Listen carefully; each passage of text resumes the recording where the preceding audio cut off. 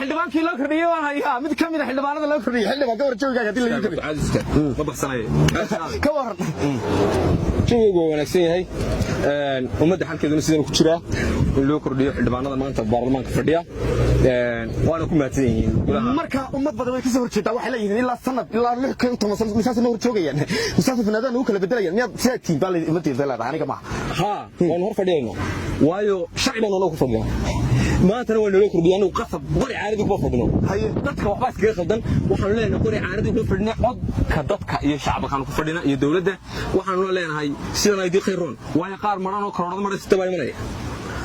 oo aad raade u banay ummadda ay banay gaariga adigu ku banay daadu kursiga adeer waa loo soo dadaalaa meel baa loo soo maraa waa noo soo doortay anaga safar dhaadheer baa noo galay dad baa noo doortay safaf dhaadheer baa saana loogu galay dad baa noo codeeyay codkii fartii dadka anagu meesha ku fadhinay sharci waxa la sheegay gaariga inaad ilaa barigii xildhibaanada lagu doortay wato maxaad iskaga bedelay dad baan maqlayo le waxaan ka tageynaa dad goorma idinku ka tageysaan goorma ka kacaysaan kursiga goorma ka kacaysaan waxaan ka kacaynaa marka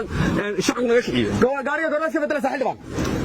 waxaan iska bedelaya doorashada dambe la isteerin taas baa mise waa isteerin kale waa kan ku iibsadaade mamane walba mise waa imari gali adeer waa ku yahay